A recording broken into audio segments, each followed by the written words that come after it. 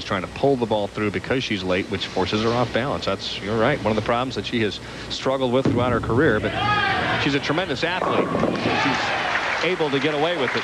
Key shot there. Diana Teeters has made a nice adjustment, has a double, now has a 10-pin lead, and she's back on the good lane.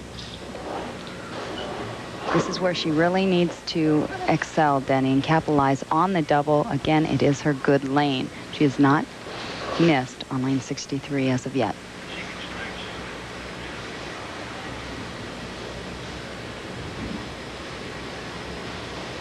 There you see the 300 game, as I mentioned, now 3 in the last 2 weeks. Well, she's very methodical. A student of the game, as I mentioned a couple weeks ago. She works very hard at doing the same thing every time. She's got a little hold and a little swing on 63. That's a nice lane for her, and Carol Norman finds herself down by 20. And after a couple of pretty good shots in the 4th and the 5th, finds herself in a very precarious position. Carol had trouble coming out this swing. She said, you know, I knew this could possibly be my last swing, and I was not real focused the first couple of weeks. I did talk to Diana, like I mentioned before. They were roommates, and Diana has such a great mental attitude and really uplifting, and I think it helped Carol to get a little bit more focused on one ball at a time, one game at a time, 1 week at a time. Well, let's face it, it's a major career move, too. When you've spent 10 or 12 years bowling professionally and been reasonably successful, you know, you'd like to be able to stay out there, but then you also have to maybe look at other options. Can't bowl forever. You'd like to. Looks good. Oh, beautiful. Swishes the 5. Key double there. She's back in the match, has Diana's attention, and both players on strikes. When we come back to Chippewa Bowl in South Bend, Indiana, Carol Norman trails by 10, but that could change. Ahead by 10, looking to make it 20. Nice shot, and the 10-pin won't drop.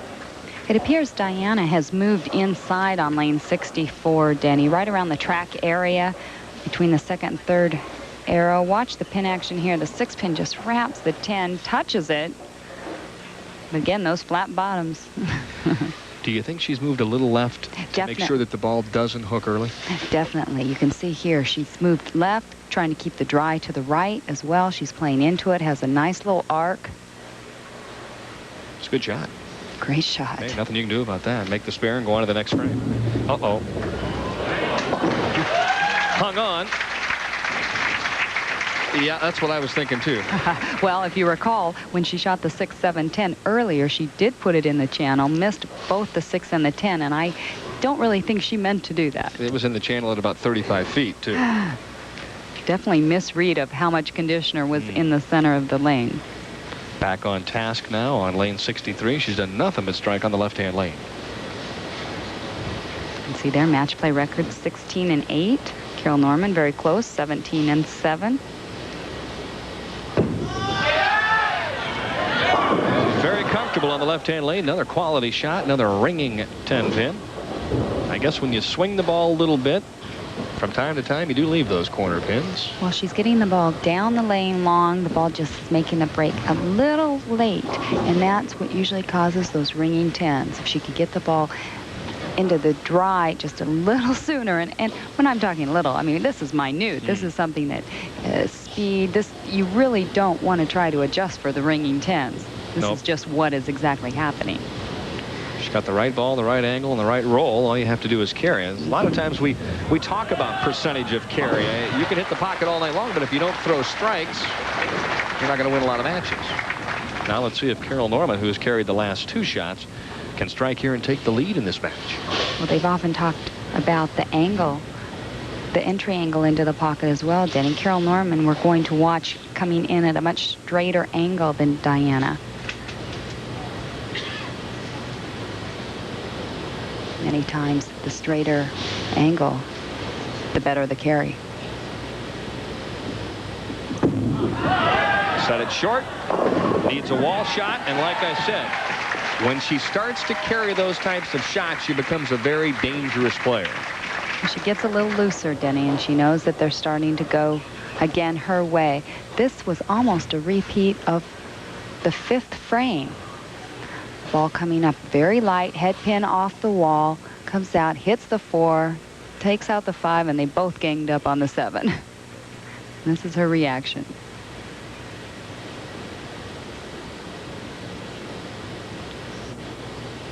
Well, that was for the lead. This is to extend it, and it's in the foundation frame in the 9th.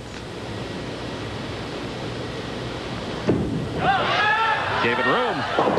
Too much room. Boy, it missed the head pin. Definitely outside farther than she had been, Denny. She has been trying to point up around 7 or 8 board. That one around the first arrow. Sort of lost it as she came back. Looked at her hand. Again, you get your timing going a little too fast. The ball just falls off your hand. I'm very surprised that she didn't really make a great shot there. Well, again, she hasn't been in this position in a long time. She's finished 5th, like I mentioned before, 2 times this year. And there's a lot of pressure on her right now. Her last title came at the fall of last year in the Three Rivers Open in Pittsburgh. Diana Teeters with a possible 222 could shut Carol Norman out. Diana has hit the pocket beautifully the last 5 shots. Delivered pre-shot routine and a beautiful shot. No doubt about it that time.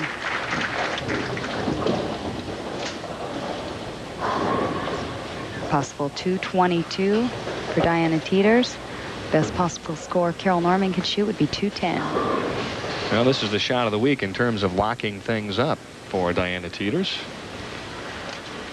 She's really thrown the ball beautifully on the left-hand lane. I would think that she probably would be very confident at this point in time.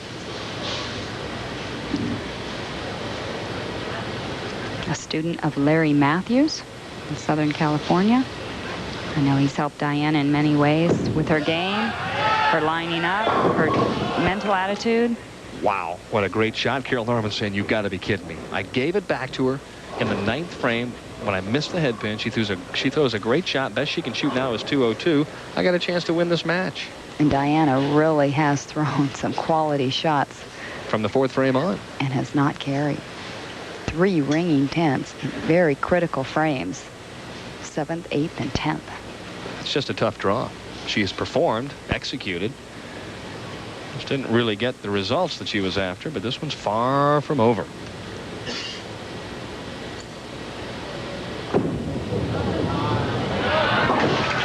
Nice effort. Solid professional game by Diana Teeters. A strike here gives her 202. And the only thing she can hope for is that Carol Norman will not step up and double.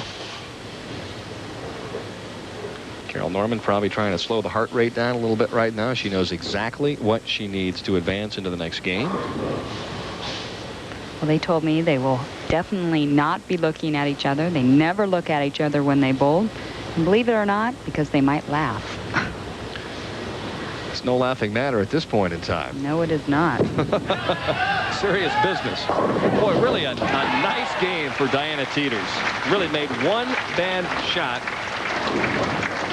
A game of 202, and now for Carol Norman a double and some change, and she moves on. There, 2 strikes and 3 pins.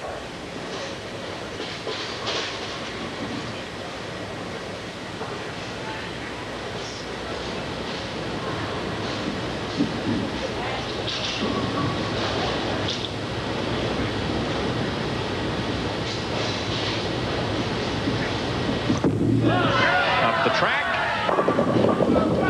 Light hit, and the message never gets delivered. Diana Teeters escapes in game number 1. Carol Norman will finish 5th, and Diana Teeters will move on to match number 2 here in South Bend, Indiana. Don't worry, Diana, they can't all be that tough.